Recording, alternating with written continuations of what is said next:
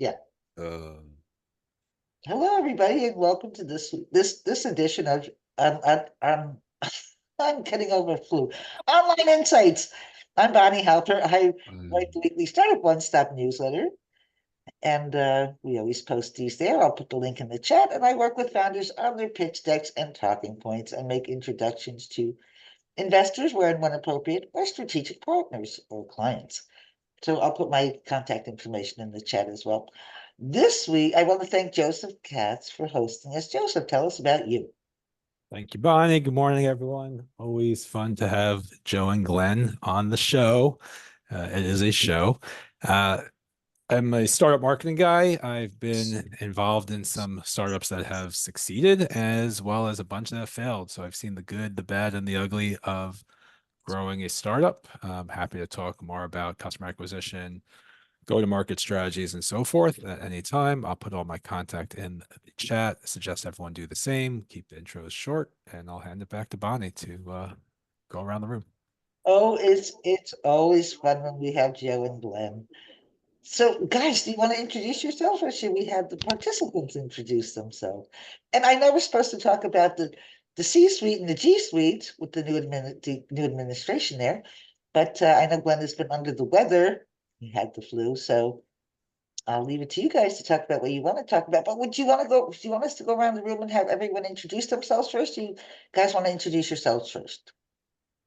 Just jump in and we'll just do quick intros and then let everybody else lead in. Okay. Real quick, a lot of you, I'm familiar with many of you. Many of you have met me before. We've been on here before. Longtime startup founder before I was a venture capitalist. Started 14 startups, exited 9, took a few of them public. Actually pretty excited. I have a company I'm on a board of that's going to be listing on New York Stock Exchange in the next probably 40 days or so, 45 days. So that'll be fun. Back to ring the bell again, Joe. But in any event, I kind of got a background in hardware, software, middleware, firmware, government and private. So I have a pretty unique background in working with founders. I've seen a lot from the operations side. And then about 7 years ago, launched the first of many venture funds. I now am with Quake Capital as a founding partner, but I'm also on 2 other funds as a managing partner, an advisor. And yeah, I just love these get-togethers that we have, especially with Joe and Bonnie and Joseph. I think we are able to cover a pretty broad spectrum of challenges. So look forward to today's conversation. As is everyone else. Joe. Well, I think this is, I was just thinking, are we Abbott and Costello or Martin and Lewis or what? Because we come at this challenge and we have shared beliefs, but we come at it from 2 different angles. I came from the public markets investment management side. And so my lens of this world is through that lens, shall I say. But I had the good fortune of joining this multifamily office at 3000 Sand Hill back in 1990, before venture capital was glamorous and the parking lot of 3000 was half empty. And because of who my boss was and his pedigree and history in the industry and history and wealth in San Francisco area, we had some prestigious clients, both old money, but the first portfolio I was handed to manage when I joined him in 1990 was Larry Cincini's personal money. So I got lucky to stumble into an inner circle before that circle grew and became what it is today. And so as it's grown and unfolded both during the bubble of the 90s and what have you, I was taking a somewhat, not more than somewhat critical view of the venture process, how we actually invest in startups through the lens of a money manager. So I've been working on trying to fix that by implementing and bringing the tools and the processes and the knowledge of how to invest better in startups, with an outcome being startups have more efficient access to capital than the investors in startups. Not the tourist investors, but the serious investors, LPs, big family offices and like, actually can have more confidence it's treated like an asset class that delivers good returns versus a gambling casino. Oh, thank you. So, Tino, tell us about you and what you're up to.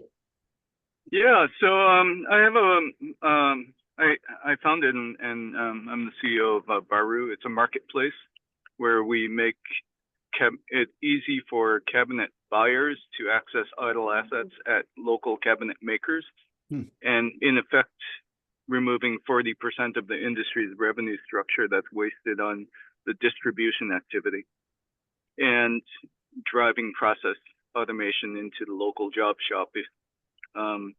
Yeah, so it's we are on the cusp of finishing our platform and technology. We're getting showcased at KBIS, which is probably the biggest kitchen and bath show in the world. And I'm in Philadelphia right now, working to scale revenues. Where are you based, Tino? Everywhere. I live in Cleveland, but I spend my time in Philly and Atlanta. Cool. I'll connect you with one of our startups based in Austin. They should talk to you too, Joe, but it's Countertop Smart, which does not do cabinets, but they focus on remnant inventory for countertops and are starting some partnerships with the big box guys. So I'm also partnering with a few of these kinds of tile and solid surface guys, because we're about to upload our custom cabinet catalog into a design tool that we're white labeling.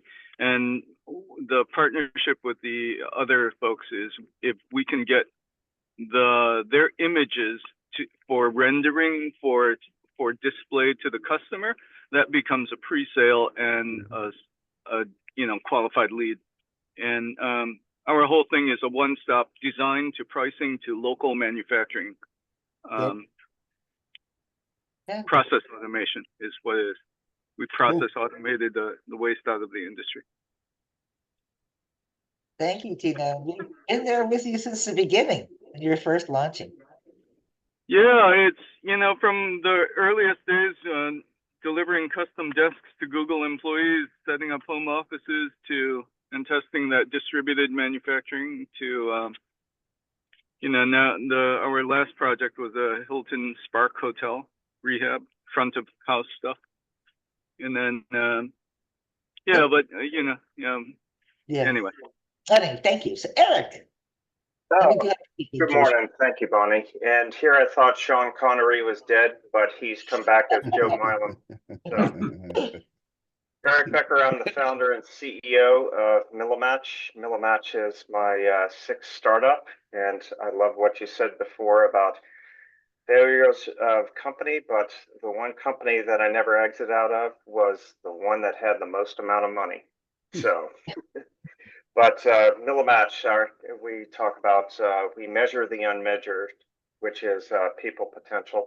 So what's interesting, a couple of recent clients and projects. One is a investment banking firm doing M&A and post-acute care healthcare. So we're working with them on due diligence, as well as evaluating their portfolio or their potential clients and getting them ready for harvesting. The other thing that's interesting is that we're starting a pilot or a couple of pilots in universities to where they want to look at their current students, the Gen Z, what's their makeup, and look at them and get data and understanding from the standpoint of matching them or looking at the correlation between their behaviors in the curriculum and the professors also from an understanding standpoint. So thank you, Bonnie. Good. I'm tired of Gen Z getting slammed. I know John has to leave early. John Collar. So John, do you want to introduce yourself?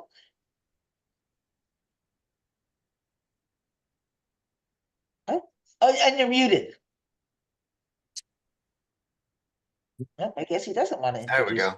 I think I got it. Sorry about that. Yeah, my name's John Kelly. My background's actually in farming, row crop agriculture. Last year I purchased a business called Bison and Rose and rebranded it as Space Cowboy. It's a functional wellness inhaler. They started in the cannabis space. I pulled it back a little bit. Now we're entering into the functional mushroom space.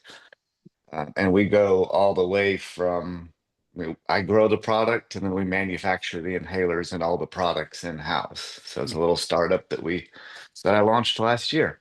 Oh, congratulations. Thank you. Henrik Yes, Leborg. good morning.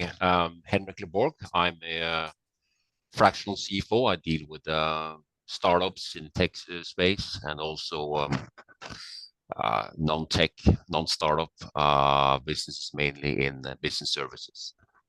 Thank you. Yeah. John, Nguyen. Hey, like Henrik, I'm also a fractional executive. I began my career in healthcare, moved over to the business side of healthcare, and am drifting away from healthcare with all my fractional work. Right now, my latest project is with a commercial real estate finance firm. And I also have a little serious side project, I would say, around the concept of para-founders instead of founders or co-founders. Joe was kind enough to spend a little bit of time with me on that, but it's a long-term project that I'm really passionate about. And at one point, when I feel more comfortable, I'd like to share it with everybody here. But right now, that's who I am. And we can't wait to hear about it. Ian, welcome back. And welcome back to you too, John. Thanks, Bonnie. So I'm Ian Garmaze. I'm in Toronto. I'm the COO of Virtual Film School in Los Angeles. Up till now, we have mostly been doing online instruction for people who want to become influencers. We seem to be shifting into consulting now. And actually, Joe, we're going to be working with a firm in Austin, and I might be in Austin at the beginning of February. So Nice. I hope to catch up with you then. Nice. Yeah, let's do it. Ken Kramer. Hi, my name is Ken Kramer. I am a co-founder and CEO of a firm called Axiom Marine Energy. In my previous life, I was a banker and then started a valuation consulting business focusing in renewables. I have teamed up with my co-founders who started a previous marine energy business. Imagine something that looks like a wind turbine, but you drop it into a bay or ocean.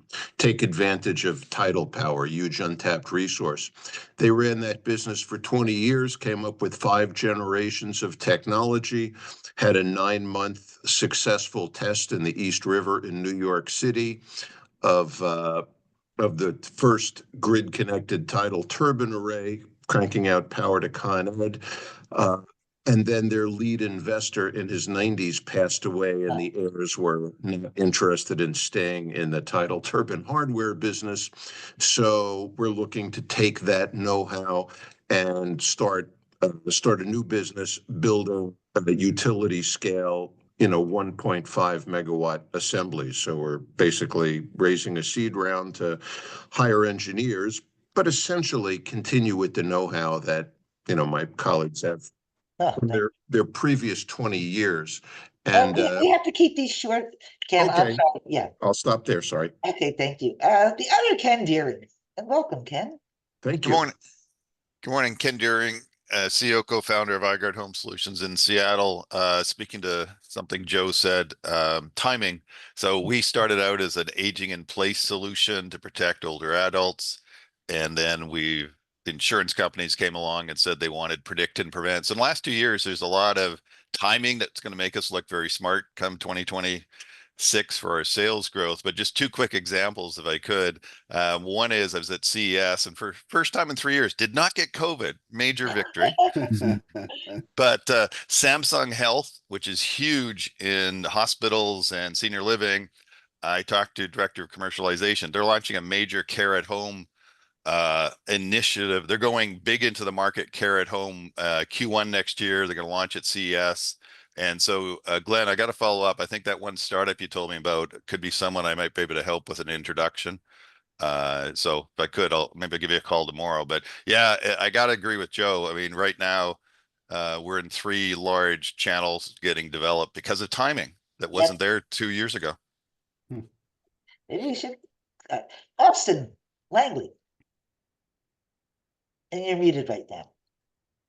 Hi, my name's Austin, based here down in Houston, and I'm just recently started a venture capital firm here. We're willing to write first checks and taking an industry agnostic approach to help founders connect them with connecting them with people that can help them, and kind of being their first strong capital partner to maintain stakeholder alignment and help them succeed.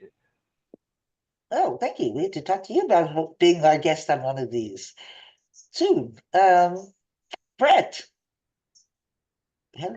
Howdy, y'all. My name is Brett Christoffel. I'm the founder and CEO of All Y'all's Foods. We are a mission-driven plant-based proteins company with a line of jerky and toppers. Our latest topper takes on those fish and those Cheez-Its with TBHQ. No gluten, no dairy, and delicious. It's great to be here, Bonnie. Thank you. Oh, welcome. Carol. Oh, you're muted right now, Carol.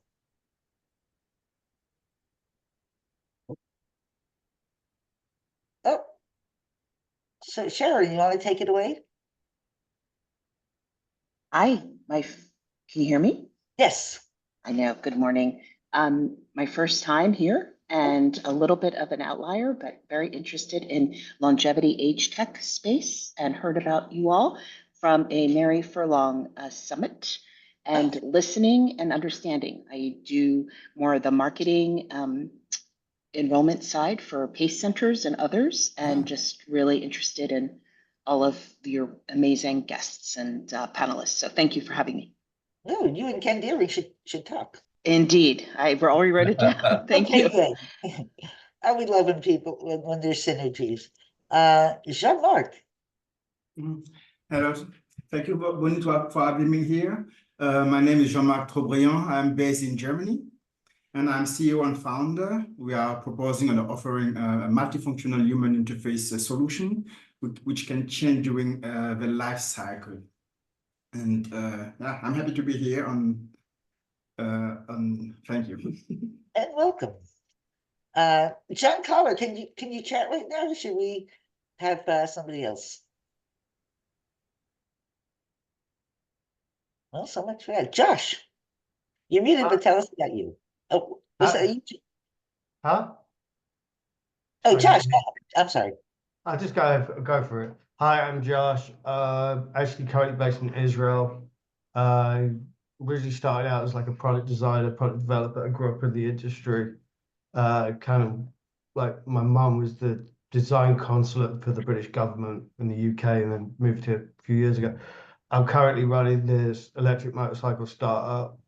What we're really trying to do is really kind of bring that passion back into the motorcycle and like integrate old technology with new technology and really kind of like really kickstart that industry, because it just feels like the spirit of the motorcycle has kind of gone quiet. And for us, we want to really bring that back. So that's kind of my quick pitch. Oh, thank you. So,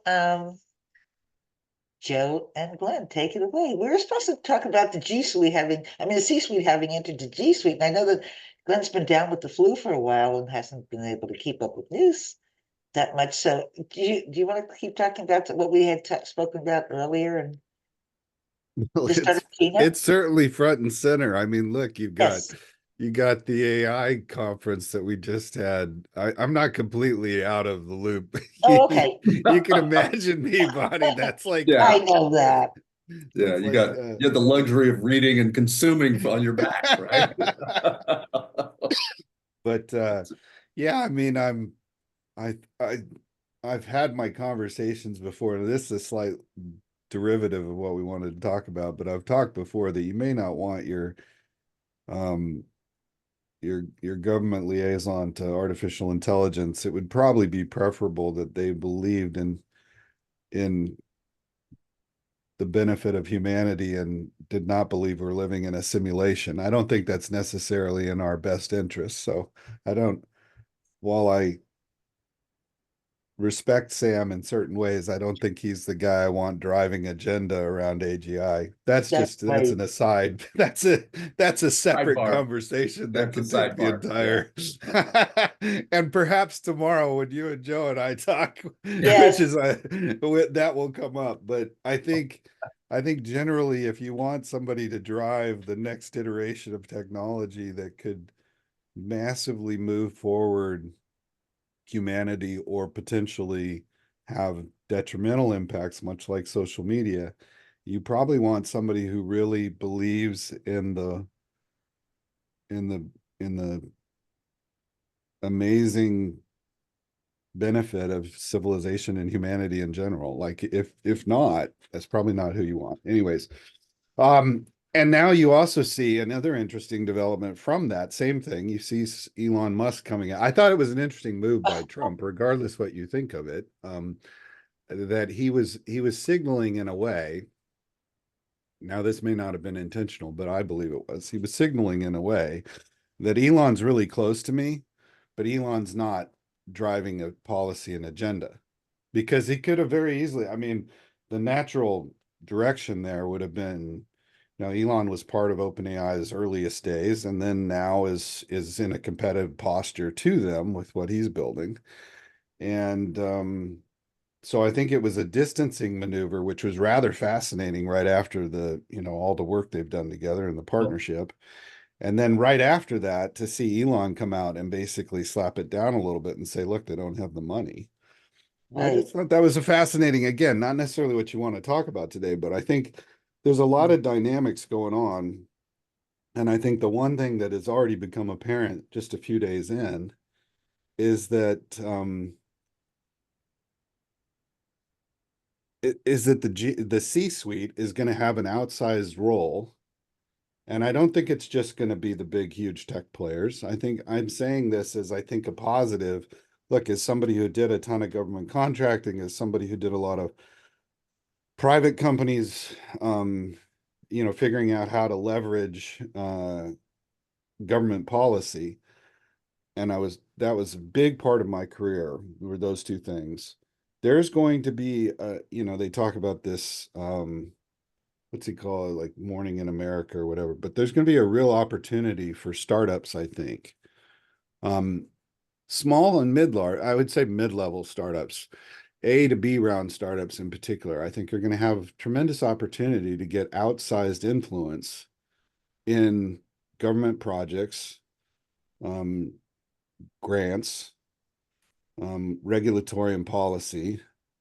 Doge is going to create huge opportunities. Everybody's looking at that as a potential negative, I guess, in some ways, to lobbying access. It's actually the exact opposite of that. There are massive thousands of lobbyists being hired right now to lobby Doge. Like that's it's an entire new industry that's just been formed in the last few months. And if you're not paying attention to that, you're missing an opportunity. Anyways, so I think right now is a super fascinating time. I don't want to necessarily punt on C-suite, G-suite, because I think that there's going to be huge opportunities for founders and startups that, and it's really, really hard for a startup. You don't have the lobbying budget, you know, you don't have lobbyists at all, usually. And I've gone from companies that have had no lobbying, you know, where we've had 5 people, to companies that had thousands of people and we had lobbyists, or even hundreds and we had lobbyists. But there are still things you can do. You can partner with big companies. You can very clearly figure out where the tides are going in terms of government capital, government policy priorities. I mean, it's not hard to see right now. Trump laid a roadmap out, whether you like him or not. He's a super transparent guy. Again, it's funny what he's attacked for, but that's the one thing, if I'm a startup founder, I would really appreciate him. I'm not building startups now, I'm consulting them, but if I was a startup founder, I really appreciate him because he just says whatever the hell's on his mind. And you may not like that, but I'll tell you what, if you're trying to build a business, it is really, really nice to know what the boss thinks. And he makes it really plain and he laid out an agenda of what he was going to do, and he's already doing it. So if you can't figure out what the priorities are in this administration, you need to go pick up a newspaper. It ain't rocket science. So I mean, that to me just is so much easier than working. Look, you could argue that with Biden's administration. You could say, okay, renewables, you know, I think where is it? I'm looking for, yeah. So Ken, you know, it's interesting because I've looked at tidal current stuff. I'm on one of the funds that I'm on is a impact fund. So you could argue with Biden, you knew it was going to be a big environmental push, right? So you can make certain bets in that regard. But beyond that, you would have trouble figuring out where to put your bets in that administration. And that's not the case here. You can definitely figure out where to put bets. And matter of fact, you're already seeing people making, Joe, to your side of the equation. You're seeing people make tons of money in the stock market already because it's so freaking transparent. All energy, nuclear energy, oil and gas. I mean, it's just been, it was automatic, almost immediate. So anyways, sorry, I'll punt it back. I haven't talked to anybody for weeks, so I was ready to go, I guess. Go for it, Joe. What do you want to talk about today? Well, I've been waiting for this for 30 years, and this is some of the conversations, Glenn and Bonnie and I, when he's not, Glenn's available, and feeling up to it is, we have calls every Friday, and this is where a lot of our conversations go. But I've been waiting for this for 30 years. I mean, I was involved in Ross Perot's campaign back in '92 because I was distraught over both political parties and what had become what's Eisenhower warned us about, the deep state, the military industrial complex, and that playbook has just been applied to most of our major industries, the food industrial complex, the healthcare industrial complex, et cetera, et cetera. He also warned us about the tech sector. Don't forget Eisenhower. Yeah, that's right.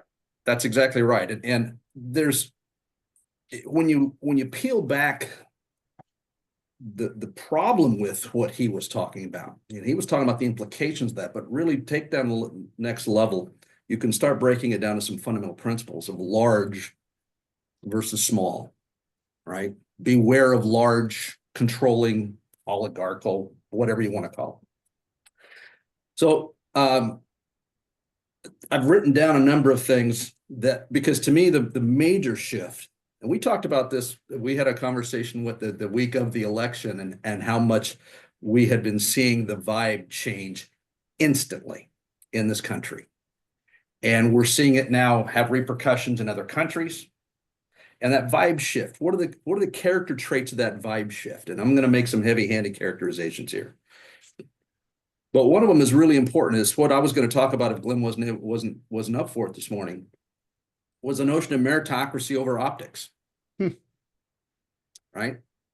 And I read a piece this morning about, and it was targeted around females getting a lack of funding, but the article was about how the whole pitch process disadvantages female entrepreneurs because of all the things. I'm happy to share it, but they cited several examples, and Glenn is one. I was going to talk about you this morning if you weren't here, Glenn, about when you actually focus on meritocracy versus optics, it actually benefits a much wider audience, a much more diverse audience, because you have wait for it, a level playing field based on transparent meritocratic criteria.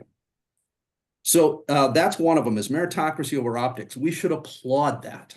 And that has repercussions on DEI and all the things that the Machiavellian skill sets, which have largely been rewarded in this industrial complex evolution, pick the industry, right, including government, but Machiavellian skills, political infightings, all that sort of gossipy crap, right, getting baggage on somebody so you can have leverage over them. These are all the Machiavellian skills, were the ones that have largely been rewarded and are in large entities, large corporations, large government. So large is at its first principles bad. You don't have what's scientifically called entropic equilibrium. This is an important concept, entropic equilibrium. Another one is, as we've talked about, atoms over bits. We're going to start building again. Hard tech is going to be valued again. Oh my God, that's good. Right? So we're already seeing it in SaaS business models and valuations, both in the public markets, private markets. We're seeing that sort of purest form of that, bits being SaaS, is their multiples and the money flows, et cetera. So we're already seeing the implications of these. Yeah, real quick, Joe, on that, can I just mention something real quick? I hadn't thought about it till now, but you have different industry leaders and voices. And one thing, again, Elon's got an outsized take right now, but that's an interesting and important element because he's a hardware guy. Now he does a lot of software, don't get me wrong, but most software people are snobs and don't like hardware. Right. Most of them wouldn't even know how to begin to build a hardware company. They don't even understand, right? And that's hard. It's bad hard. thing. It's way harder. It's got lasting value. It's balance sheet versus income statement. You know, for me as a finance nerd, it's balance sheet, building assets that can have sustainable competitive advantages. This is Buffett versus fill in the blank. I mean, this is anyway.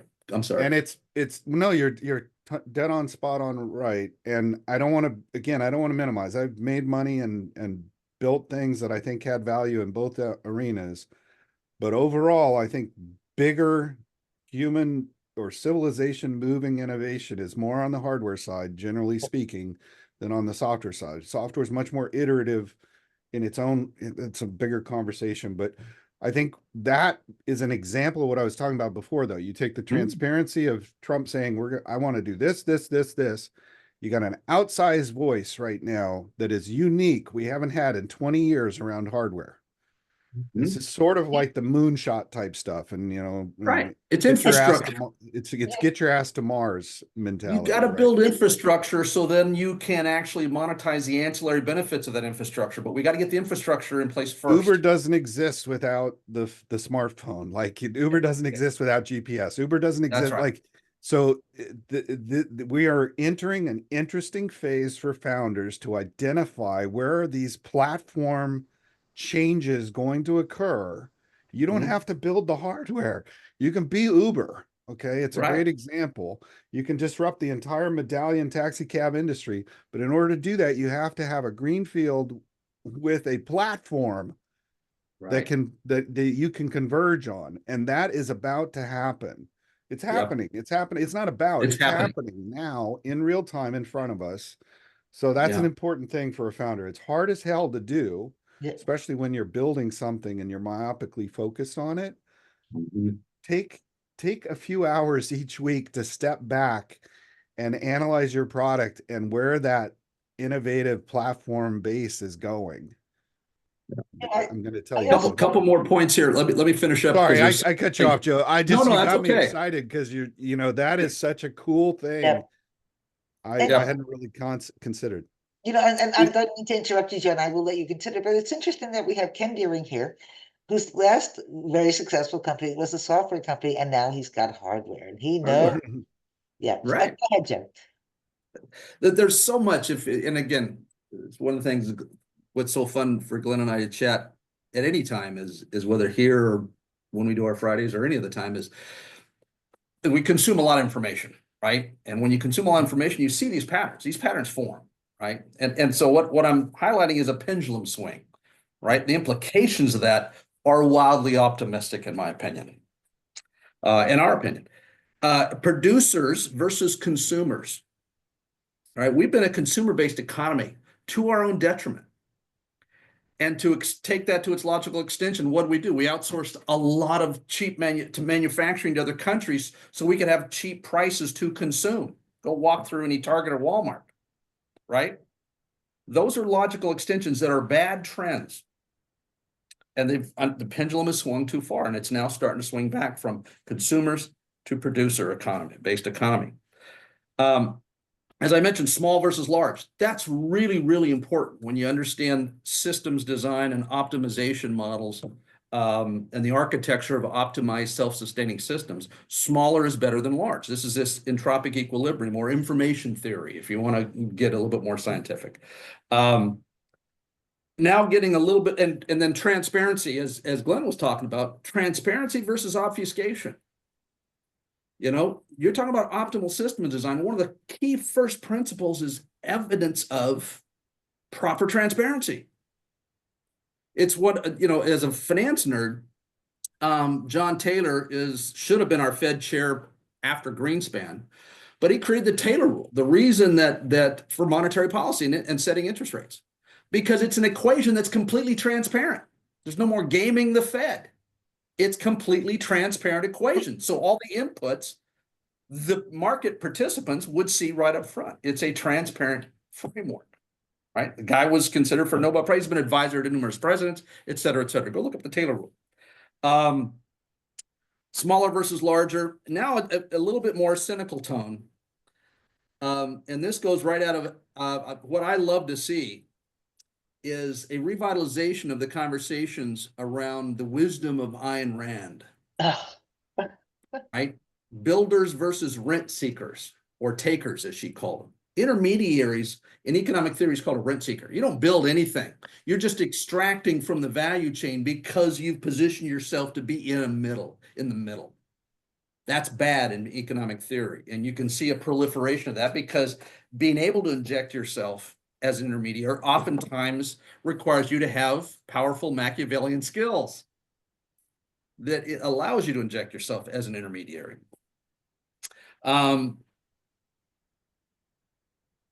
Let's see here. Well, and this is where it's going to start getting a little bit more delicate, but it's an important concept. Let's look at Tulsi Gabbard versus Kamala Harris. Two females. But what's the difference between the two of them? Right? What skills, what have they leveraged to get themselves in their position? And again, we saw it with and again, I sort of put Zuckerberg in the same camp as Altman. Not sure I can trust him.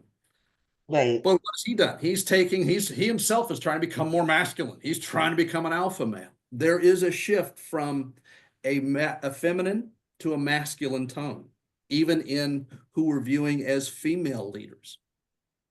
Okay, this is another pendulum that's swinging. And again, anytime anything goes to an extreme, we need to have the pendulum swing back. And we've had that extreme element of the feminization of our economy to an unfortunate extreme. Yes, it was always far too masculine with toxic masculinity, but there is a thing as toxic femininity. And that has had an outsized impact on the tone, the conversation, the DNA of what we're doing. And that pendulum is swinging back. Again, equilibrium is always optimal, small versus large. A balance of resource distribution and resources, money, information, access, et cetera, et cetera, et cetera. So anyway, what's the implications of this shift? We're in G-Suite to C-Suite to G-Suite.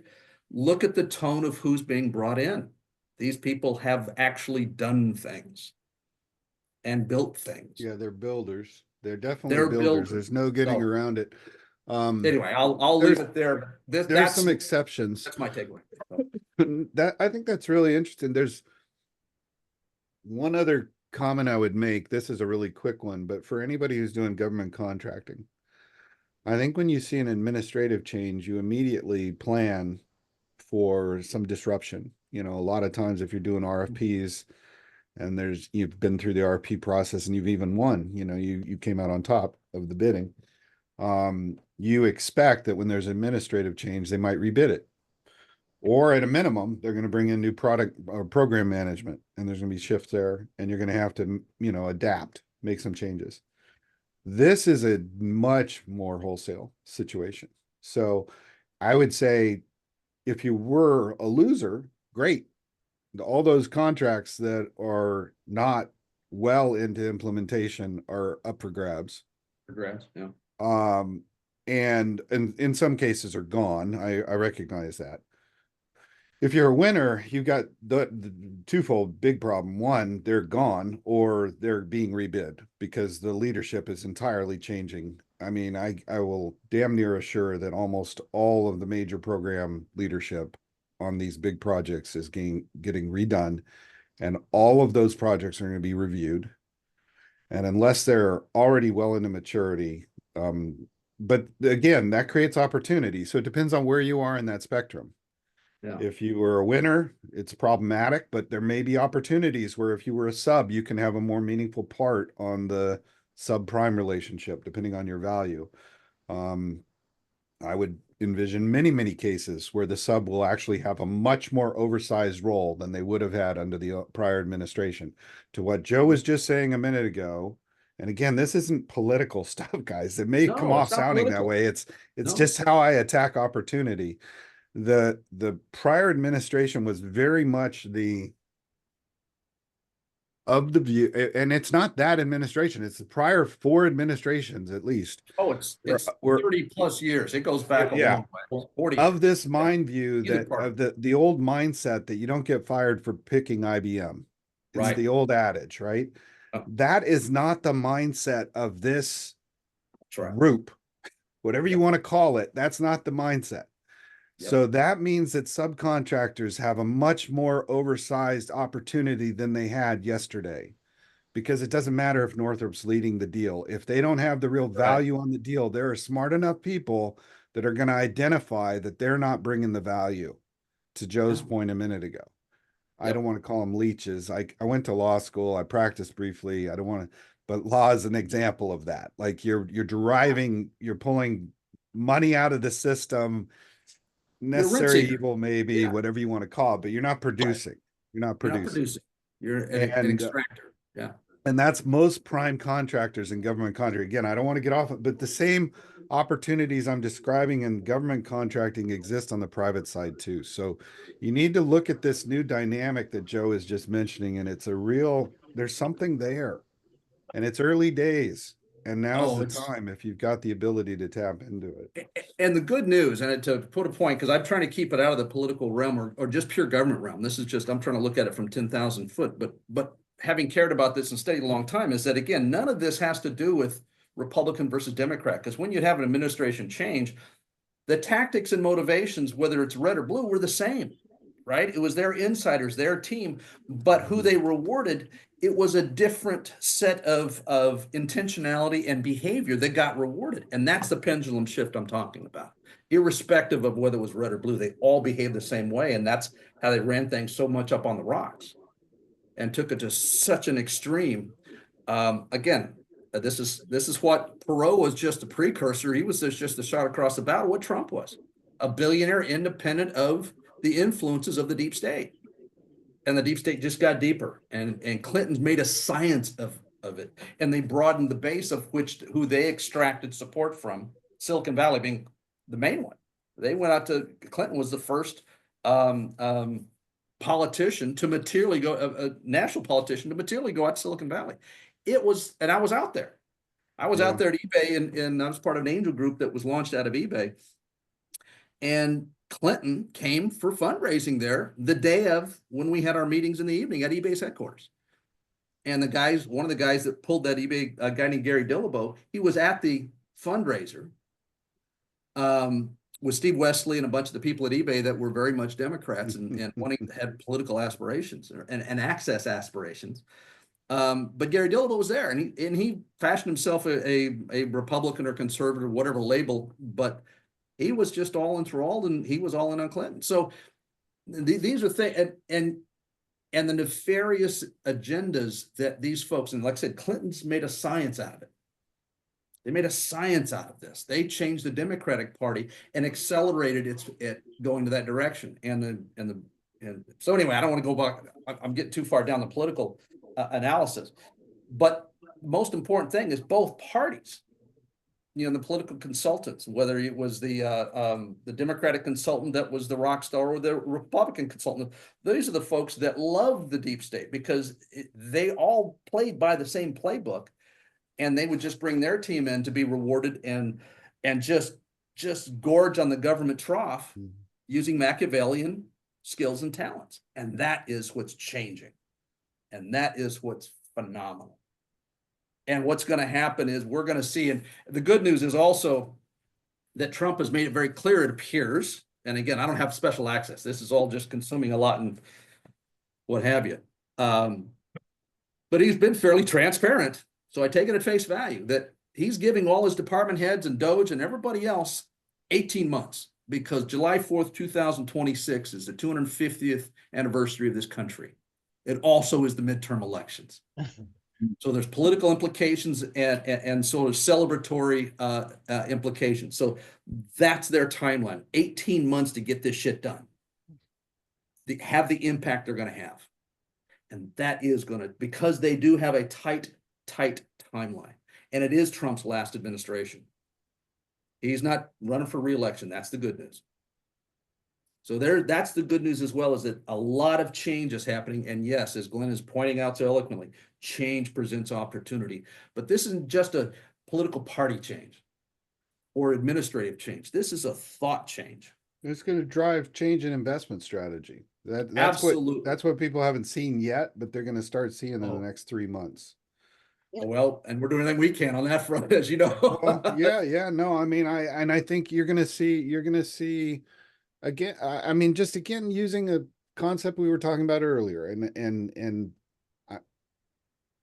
it's feasible. I'm wrong about this, so I don't want everybody to go all in and bet on this, but I'm just going to tell you. We're predicting the future here, Glenn. Come on, they're asking us the future. Yeah, well, and I think it's already becoming pretty clear. I mentioned earlier, hardware is going to become more important than it has been, right? It has been very difficult. There are some hardware players on this call. It's been very difficult to find funding for hardware. Yeah. That's just reality. That's the world we lived in. That wasn't always the case. I've been building for 30 years, and there were windows in there where hardware was popular. Well, you're going to see a lot more capital flow into hardware, and probably around summer. But you're going to see it because all of these funds are going to begin to realize, and are already realizing. They started realizing months ago, but they're going to realize that there's just a lot more appetite. There's a lot more programs. There's a lot more grants and funding. There's a lot more, by the way, moving onshore. And IP protection is a big part of the agenda, which is not getting talked about, but Trump has made it pretty clear. Again, the stuff I focus on is business. So when somebody says something about, protecting tariffs, onshoring human personnel, when they talk about intellectual property protections and the enforcement actions they'll use to guarantee those things, that's what I focus on. That's like, I don't give a shit what color your jersey is. That's what I focus on. And right now it's pretty obvious that he's going to do a lot of things. Again, love him, hate him. You might not even like these policies. It doesn't matter. He's going to do a lot of things to protect hardware.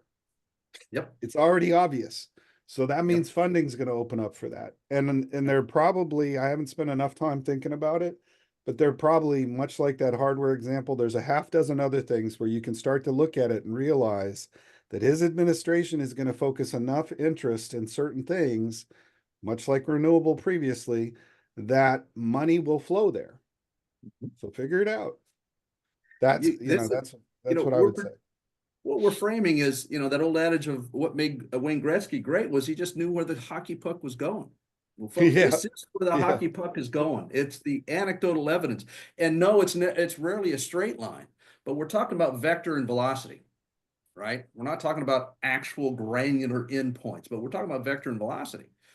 And that is the major shift that's happening. Because before, the vector and velocity was the same. The velocity was slow, for one thing, because of the bloat and bureaucracy and who got rewarded and why. And the vector was just slightly changed, red versus blue, but it was still directionally the same. Now we're seeing a completely different vector change. And the timeline is now. I mean, look at there's so many examples of how prepared he was and how much work he got done before he even got, he had everybody queued up and ready to go. He had a team, and he learned how to do that outside the government system. Inside the government system, there's a transition team. You get capital allocated to handle your transition. He raised money and paid for it themselves. He didn't want the deep state to try and influence on his transition. Yeah, he did that mistake the first time. And you can love that or hate that, because I could take a devil's advocate view on that, but again, it doesn't matter. There's opportunity in there if you figure out who's got the voice, what industries are going to be preferred. Yep. Where's the puck going? It's funny. Joe, you played basketball. I played basketball. When you played at a high level, you watch the game differently. And I'm laughing because I had Kings tickets I had season tickets when I was in LA. And I realized in hockey, it was really similar to when I played basketball. When I watch a basketball game, I very rarely watch the ball. Ball. Yeah. I'm looking at the zone. I'm looking at the voids on the court. Same way it was when I played, and I know what's going to happen well before it happens, based on the layout, the alignment of the people. Yep. And that's what you can do. So hopefully people are doing that. I mean, for me, to some degree, on a call like this, Bonnie, I would say if people have something, if they have specific things they want to drill into or talk about. I was going to just say that. I also we could put rip in, forever, but this is fun. yeah, I was going to say, talk about generational changes. We have, for the first time, a vice president who is a millennial. So Isn't that wild? That's actually, that's such a great point. Yep. Finally. Well, it's that is a transformative issue. Yes. Actually. Bet your ass it is. And where he came from, his background. Yes. Age and background. I mean, you do his mother's story and where he came from and how he did it. He went to the military to get out of his circumstances, to change his stance. This is right out of Chaucer's work. If it is, and then he used the GI Bill to go to Ohio State, graduated quickly, and then goes off to Yale Law School, was a rock star. I mean, you talk about meritocracy. Holy shit. And the American dream from the worst spot you can imagine. What a role model. And the velocity of it happening. Again, vector and velocity. It's a dark comment, but it is how I feel. I'm 60 and I have a real hard time with people who are older. I've talked about this. I don't really think you should be closer to birth than death is just a hard rule I have. You should certainly be in a position. I had a conversation. I'm just going to share this quickly. This is about as political as I get. I had an argument at a family office event with a state senator from Seattle, from Washington. And we argued about a whole lot of things, but primarily where the argument began was he was explaining, I mentioned that I wanted youth. And he said, well, wisdom's really important. I said, no, it's not. And he said, it absolutely is. And I said, that's not your fucking job. Yeah, he said, you misunderstand your job. Your job is not to impart your wisdom. Your job is to convey the will of the people you represent. That supercomputer is your wisdom. You're a vessel. He didn't like that at all. You clearly didn't read How to Win Friends, right? But that's just a complete disagreement. I could be wrong. I could be right. He could be right. He could be wrong. You're absolutely right. But that is a complete disagreement in principle. And that's why I have a real hard time. Whoever our elected officials should be more representative of the people they represent. And I don't think 85-year-old people, again, Biden, Trump, whatever, I don't think they're representative of the people they represent. And so I'm glad that we're getting some youth, at least.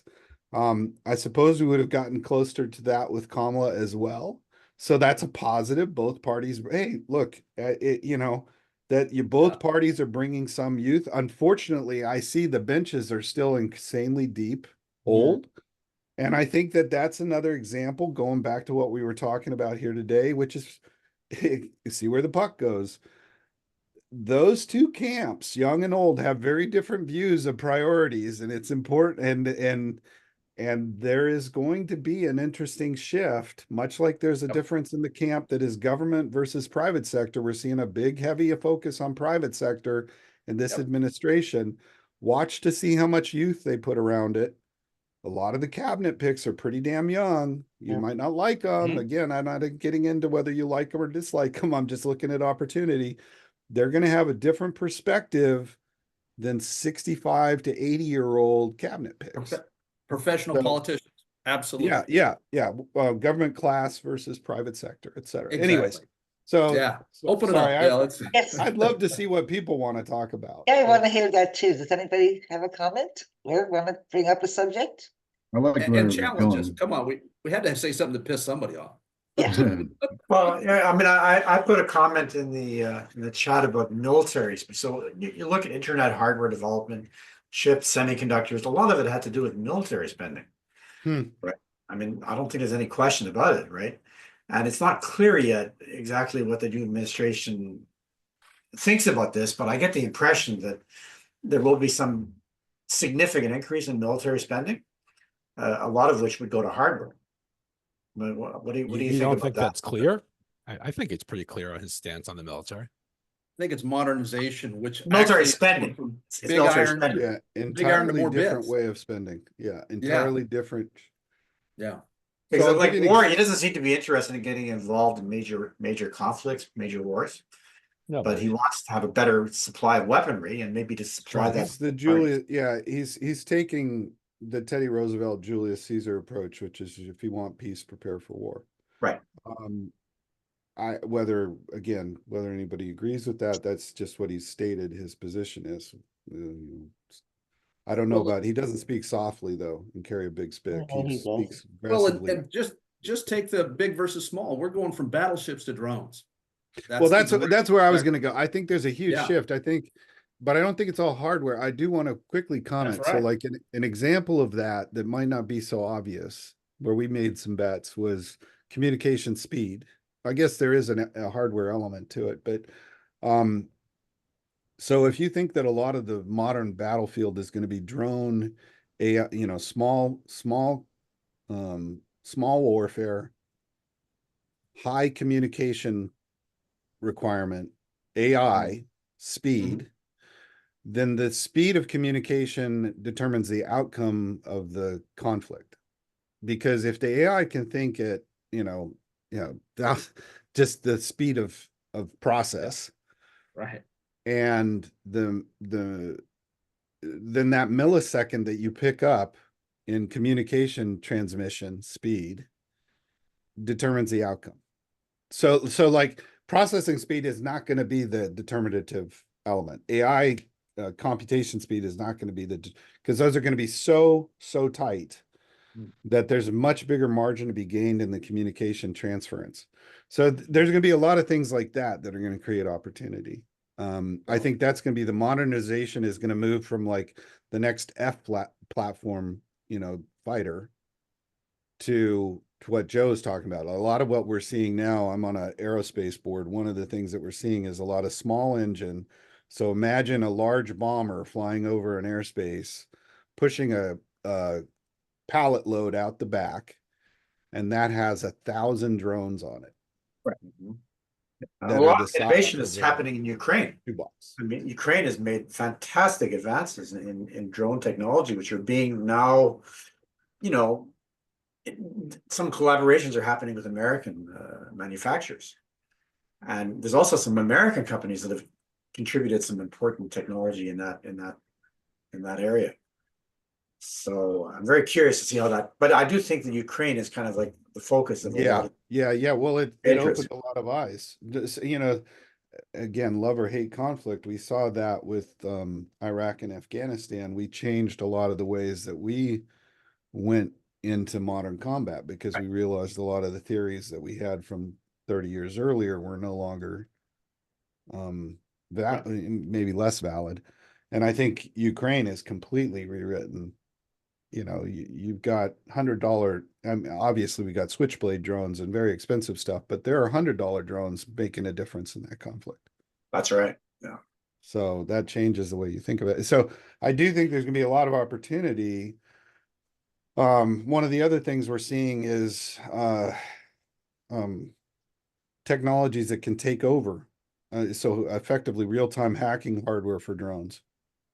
Another area. There's just so many. It's almost but it's not going to be the Abrams. It's not going to be the F-Series fighter. It's not going to be it's going to be a new generation of spending.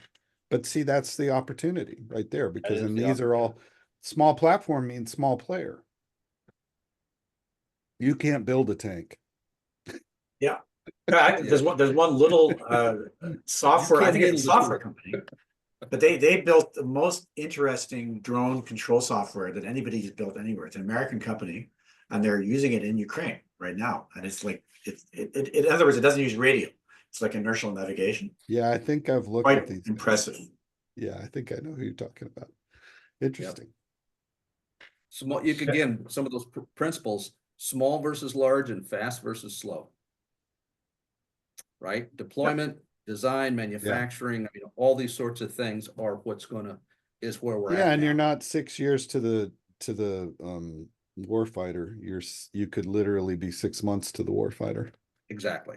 Yeah.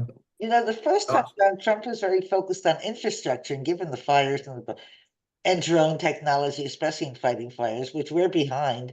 Oh, sorry, my internet connection is wobbly today.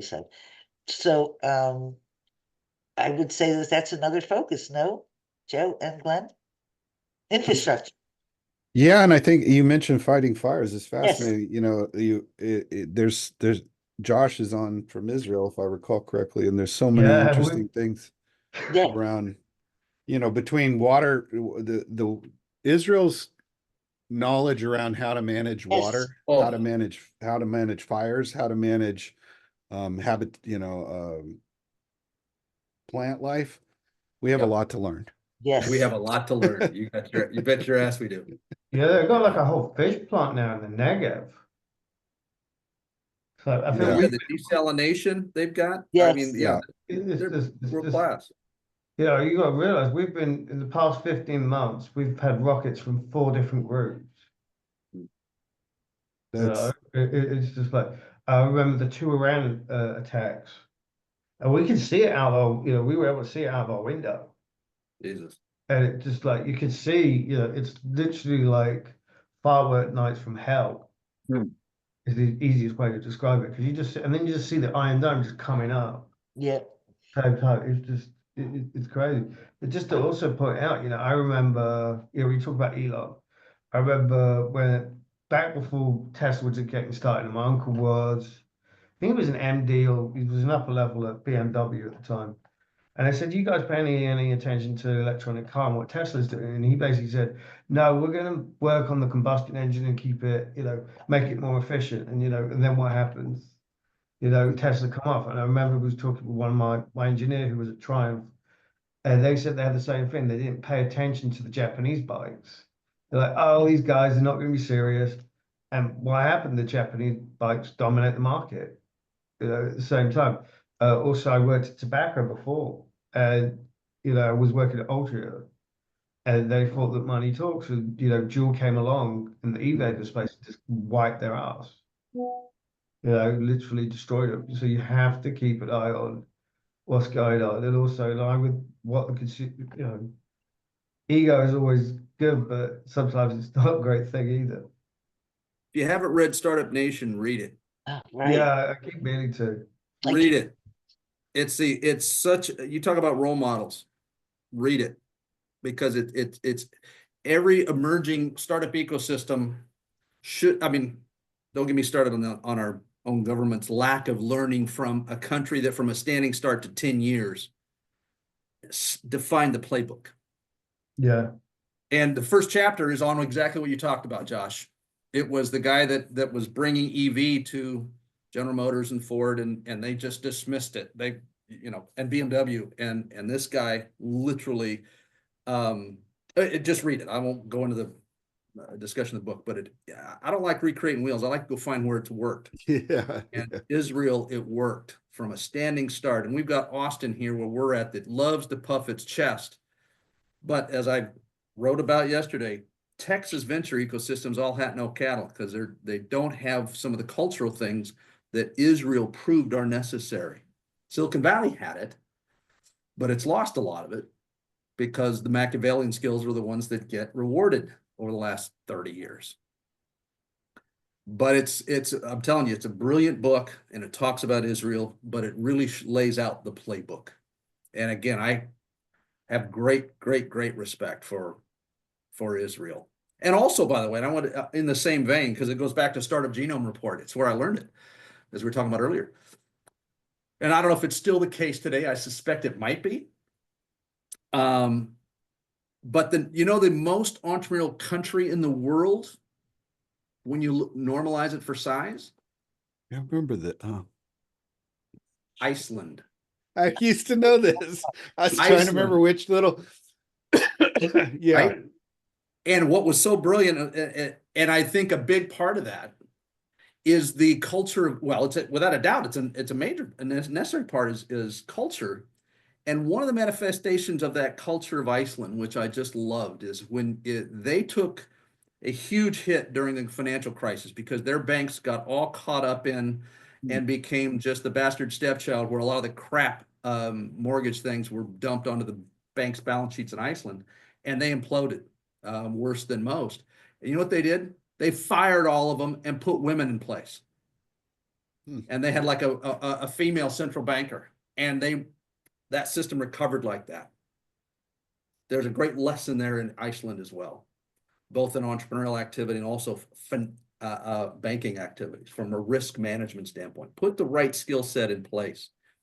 And anyway, I'm sorry, I could go on for hours, but there's some great lessons. And this is the sort of backdrop where when I look at our own system, given we are the behemoth, but the tempo, the vector and velocity change that's taking place with the sheer girth of the resources, intellectual capital, financial capital we have, military capital we have, it's going to be fun. Not only for the United States, but for the world. So anyway, I'm sorry.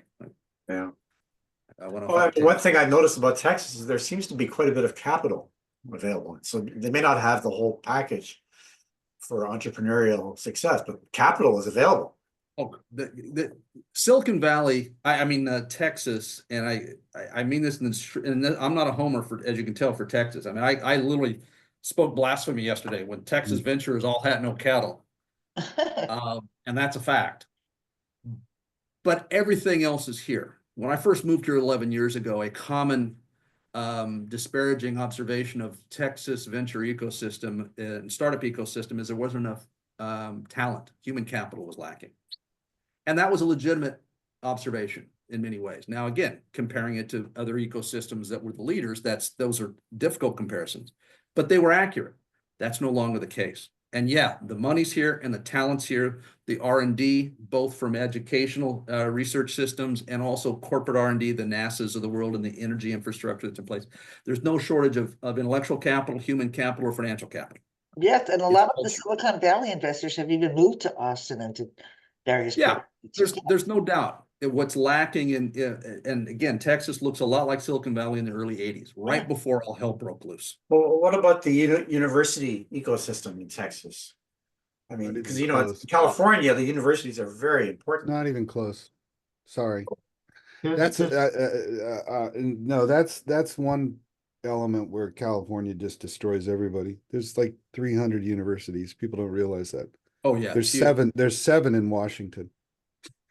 To put it in perspective, I've done analysis on this for multiple states.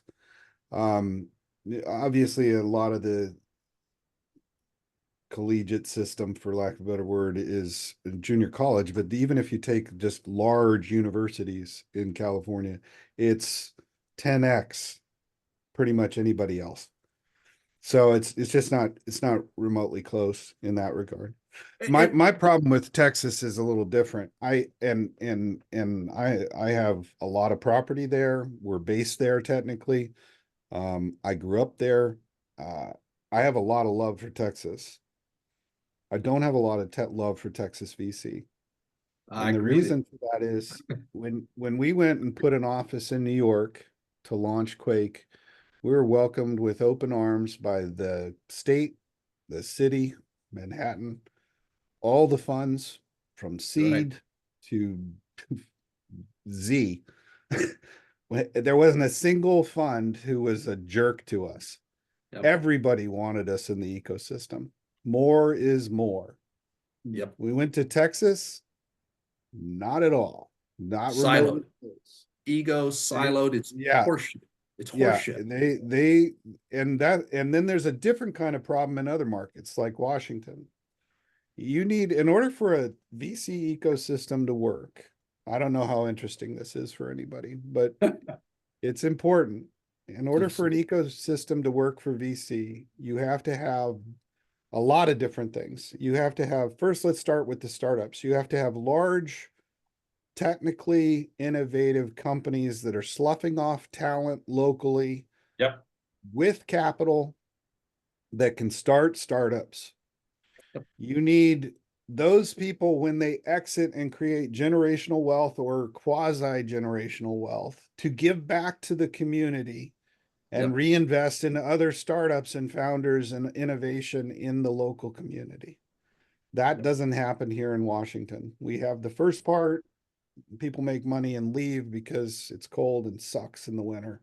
And I'm just guessing, I don't know why, but we don't have it in Washington. They don't reinvest. And so you have this shitty little VC community that is the same old people that have been here for 40 years. Yep. And very little new talent and new innovation. Yeah. Calcified. And then you take a community like Austin or like Texas in general, but let's just take Austin. And on top of those challenges, which I think they manage fairly well, there is a huge resistance to anybody from the outside coming in, which means you keep, to Joe's point, silos, but you also keep the similar problem to what I described here, the same frickin' gene pool. Same gene pool. Yep. Yeah. And they like the same kind of deals. And it just is completely limiting. Now, that's what California and Silicon Valley in particular broke out of. And New York never really had to deal with it because every single large corporation in America has an office there, a footprint there. So Boston has 30 some colleges just in Boston. Forget about the rest of the state, you know, but so you're right. There's great lessons, Glenn, across all these sort of components. But what I can tell you is Texas has that opportunity now. The talent is here. I don't disagree with that at all. If they can get out of their own way.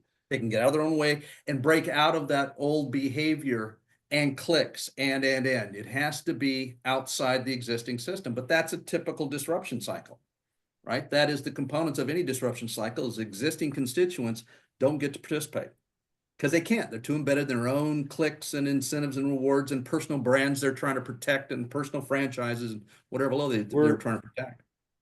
Here's an interesting, important point to raise for everybody. Excuse me. I think we're in a shift. I thought 3 years ago, we might get to a point where being local didn't matter.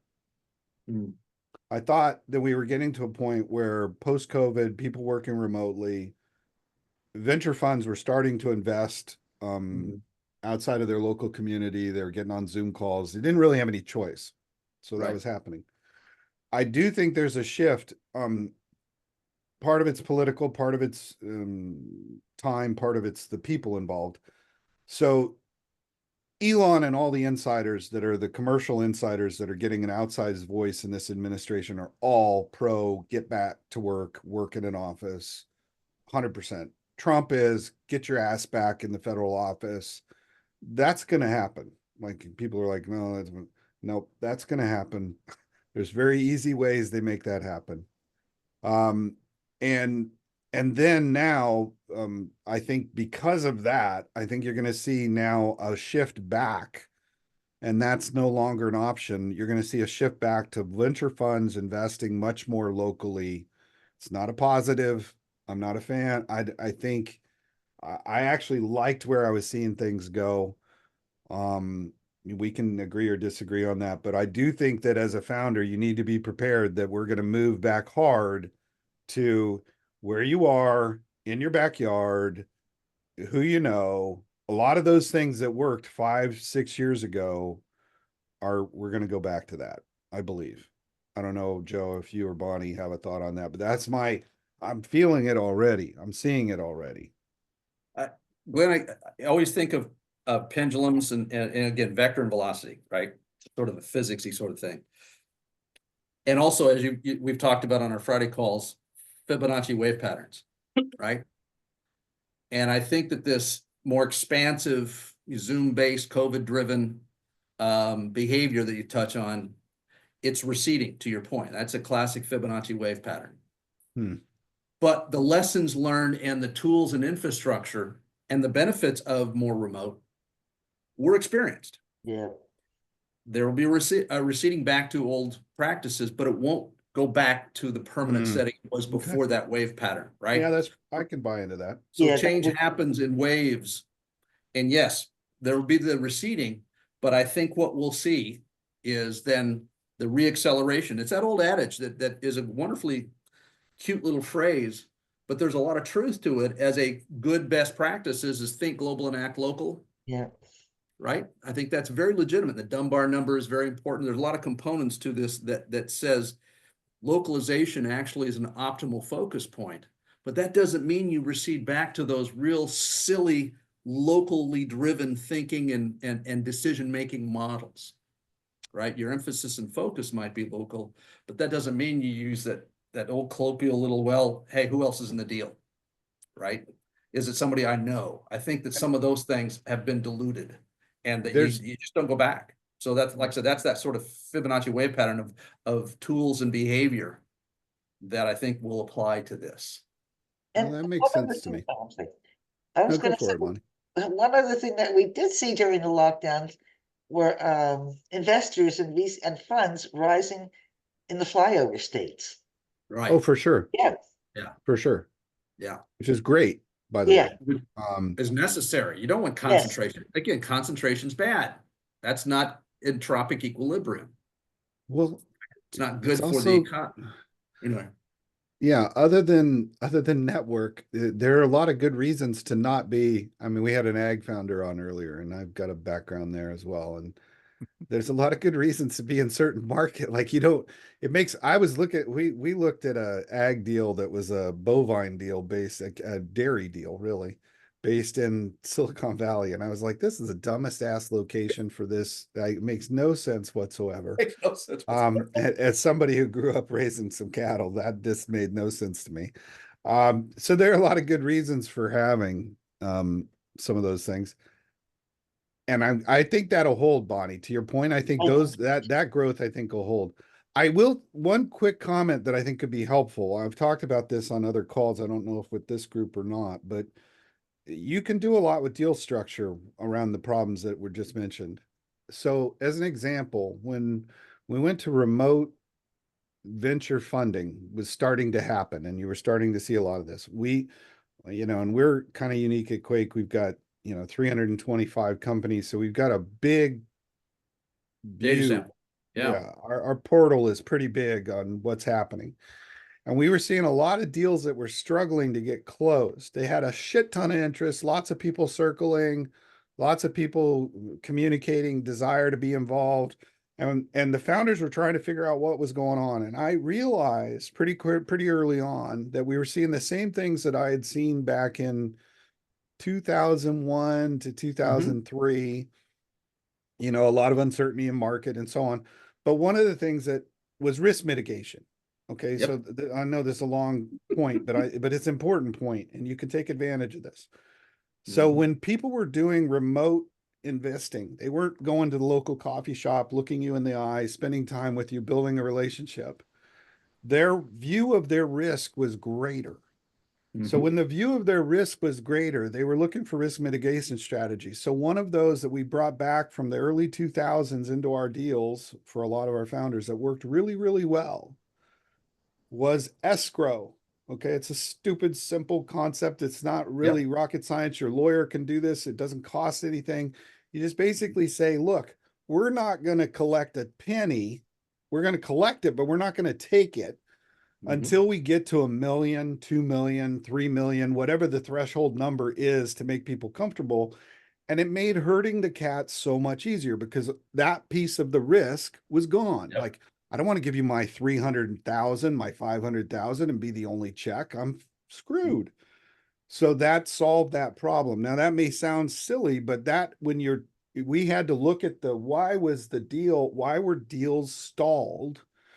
And it was because they were no longer sitting face to face, building that relationship, confidence. They can't just go, shit's not going the way I want. Let's get together today and talk about it. No, it was a different relationship. And so we had to figure that out first. And then we had to figure out how we could mitigate that. I think you guys need to do that as well. When you're thinking about your deal structure, are you meeting with people locally in your market? Do they know you? Are you connecting through another founder? Were you connected by another fund who's a co-investor or a previous round investor? Or is this all new? Is it remote? And then you can start to mitigate those risk elements that are pulling them out of the deal. so much of raising capital. I mean, I don't even know if anybody wants to talk about raising capital, but I've never been on a call with founders where they didn't. Yeah. Yeah, so much of raising capital, whatever you're doing this round is actually next round. So the structure of this round is actually driving the next one. So whatever you're doing now was decided a year ago, 6 months ago. And so much of getting a deal done is structure. And people don't realize that. They think it's story. Well, story is important, but very, very rarely is story risk mitigation. So, well, and you know, my hot button, and it goes back to the original topic of the current administration and what's changed. The very specific and tactical risk mitigation of investing in early stage startups, I think, is going to really explode through the QSBS tax incentive. That's monster. No, it's monster.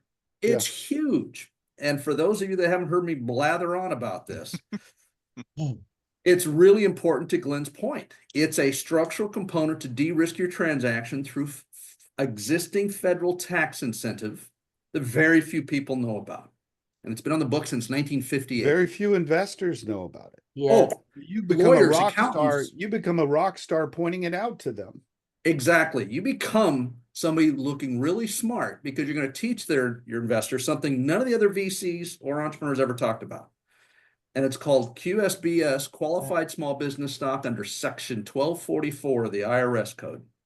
And I've got I got a one-pager on it. I'll drop in the chat box before we drop off. And Bonnie, make sure I do so folks can download it. More important than knowing about it is the actual impact of the hundreds of thousands of potential savings.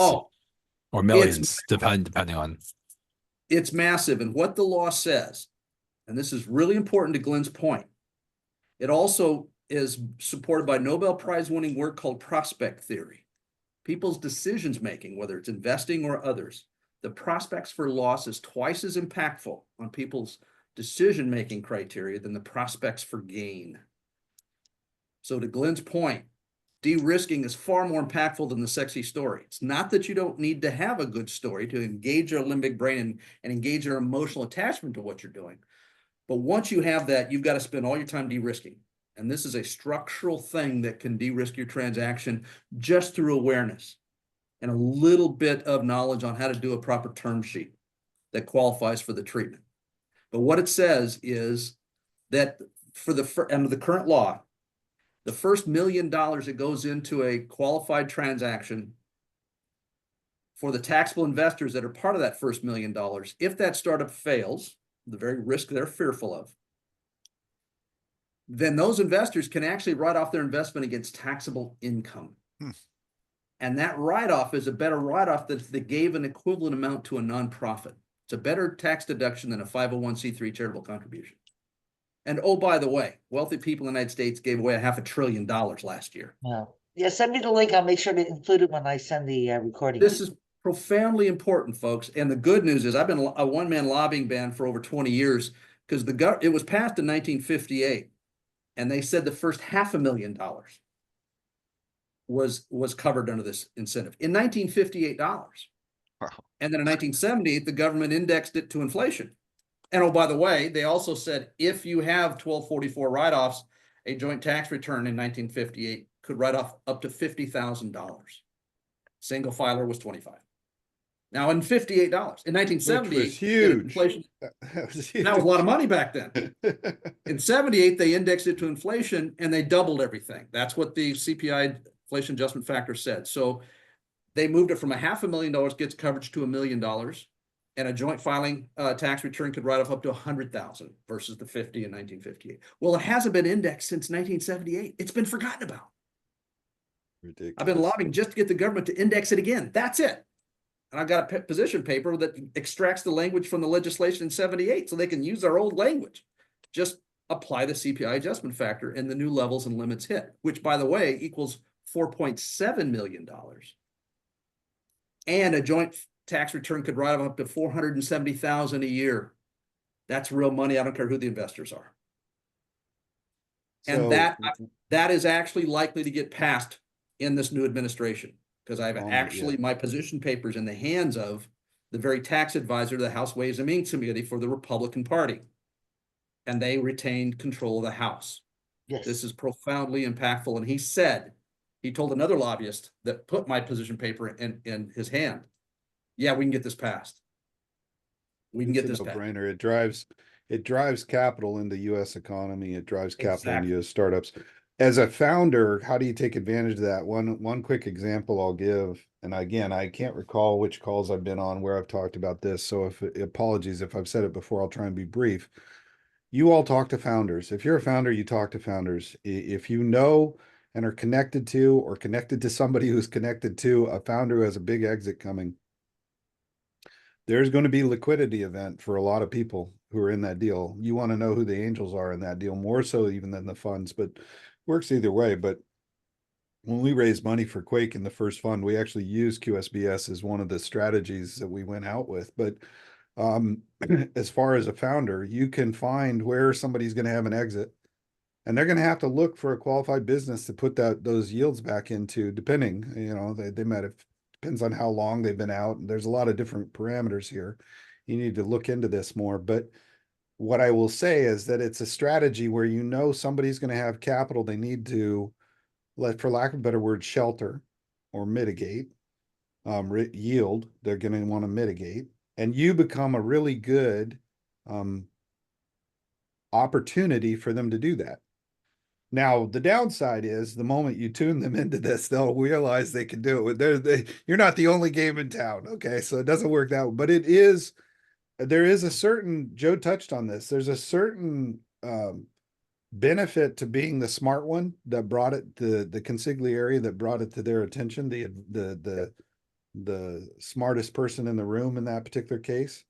There is a certain benefit also to bringing it to their attention. Just the simple fact that you're thinking about how they could actually shield some gains. So, hey, Glenn, let me clarify, because there is more awareness over. There's 2 QSBS tax laws, and I put in the chat box the deck of a webinar I did educating people on these. I was speaking of the original one, 1244, that gives you this wonderful treatment on your losses, de-risking. Yeah, that's where we talked about the last time, with where founders are carrying baggage and they keep trying to keep a business alive. Glenn was just touching on the second QSBS law, which allows for profits to be tax-free as long as you have a 5-year holding period. And if an exit happens inside the 5-year window, you can do what's called a 1045 exchange, which is what Glenn was just touching on. But this is when you can mitigate both the sting of the after-tax losses and make it more favorable than charitable contributions, then it's a no-brainer for wealthy people, because they give a lot of money away every year, and they're used to doing that. And they can be the smartest people in the room amongst their own peers by you educating them. And now you've curried them favor because you've given them knowledge even their own peers, or they're even other advisors or VCs never talked about. And you have a healthier relationship with this. Is a different conversation you and I had with some other founders, and a couple here were on it, I think. But you now have a relationship with your investor where you're not just trying to salvage this broken business that's dying. You're both aligned. If the business isn't going well, they actually do well when you shut it down, properly.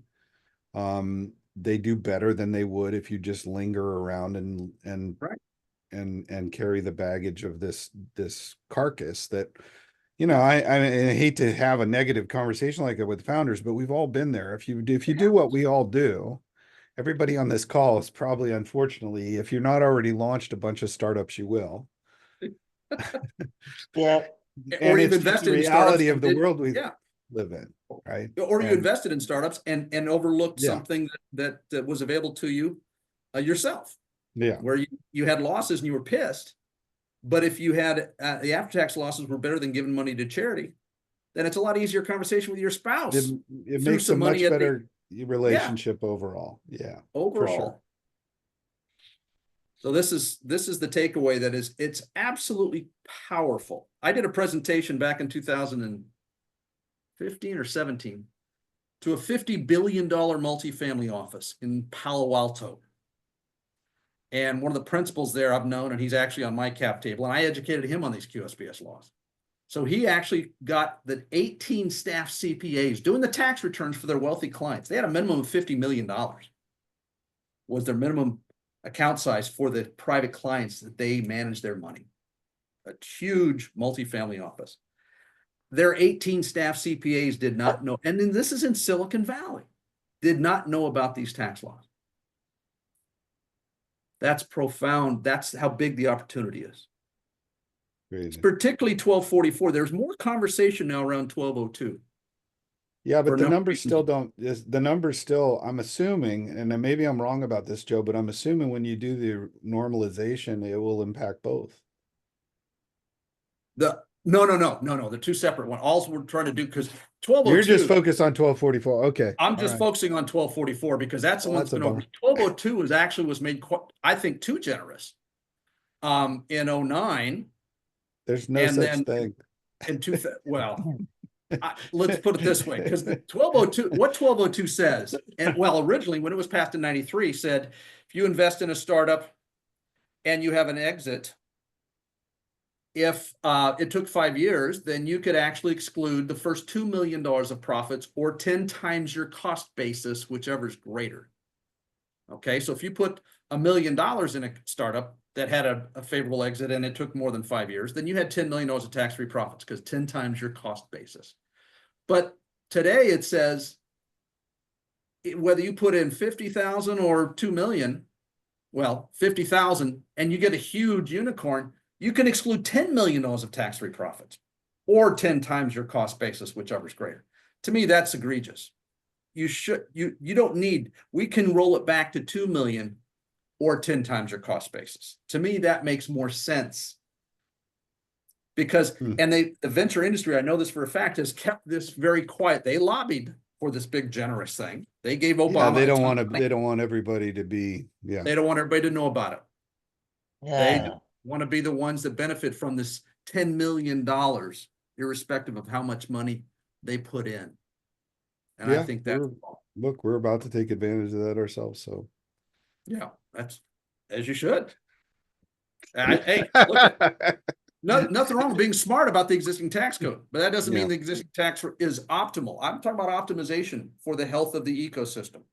And again, 1244 is far more relevant to stimulate investment, to support a lot more startups, regardless of the region of the country, to mobilize more private capital into the earliest stages, to give more entrepreneurs more shots on goal, because failure is going to happen, but we want failure. It's what Silicon Valley learned.